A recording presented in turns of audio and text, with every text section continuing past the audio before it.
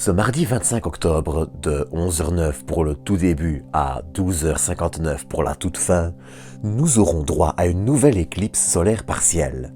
Alors, pour ceux d'entre vous qui sont intéressés par le sujet, je vous retrouve juste après le générique pour rapidement voir comment l'observer, quand et depuis où. Mais avant, j'aimerais aussi rapidement vous inviter à vous abonner et à partager cette petite vidéo spéciale. Sur ce, je vous retrouve tout de suite pour un nouvel épisode du ciel vu de la Terre.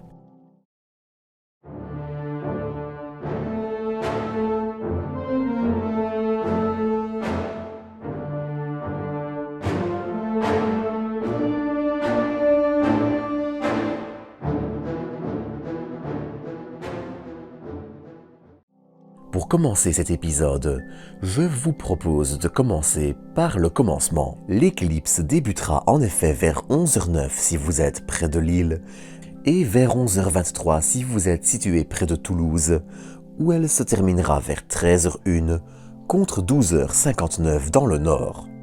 Ce ne sera néanmoins, et tout comme celle du 10 juin 2021, qu'une éclipse partielle et elle ne sera ainsi pas visible directement.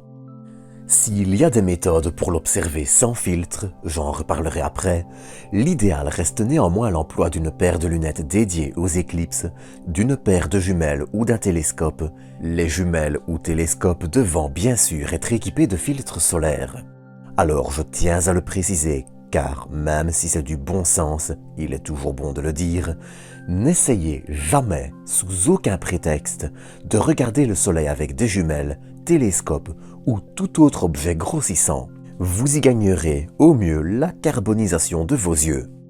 De façon générale d'ailleurs, et même à l'œil nu, n'essayez jamais de fixer le soleil sans équipement adéquat et évitez d'ailleurs les sites chinois pour des lunettes solaires à 50 cents, une paire classique coûtant dans les 5 à 6 euros, parfois un peu plus. Mais si vous n'avez pas de lunettes ou de matériel dédié, pas de panique non plus. Une méthode pour observer une éclipse sans se carboniser les globes oculaires, c'est de la projeter dans une boîte en carton. Placez simplement un petit carré d'aluminium percé relativement proprement, avec une aiguille par exemple, en son centre, le tout dans une petite fenêtre faite dans une boîte en carton. L'idée, c'est que la lumière ne rentre que par ce petit trou. Au fond de cette boîte, placez éventuellement du papier blanc en guise d'écran pour une image plus claire et prévoyez une ouverture suffisamment grande pour pouvoir regarder à l'intérieur, mais pas exagéré non plus. Même si, en théorie, un simple bout de carton, c'est plus rigide et plus pratique, percé et tenu à bout de bras, peut aussi faire l'affaire. Néanmoins, vous trouverez en description un lien pour réaliser ce genre de boîte. Notez juste qu'une boîte plus longue offrira un meilleur grossissement. Enfin, l'éclipse sera surtout visible en Europe, à l'exception d'une partie de l'Espagne et du Portugal, en Asie occidentale et au nord-est de l'Afrique, avec un maximum en Sibérie. Et c'est donc sur ceci que je vous quitte pour aujourd'hui. Je vous souhaite à tous et à toutes un bon ciel et je vous donne rendez-vous dans quelques jours pour une nouvelle vidéo.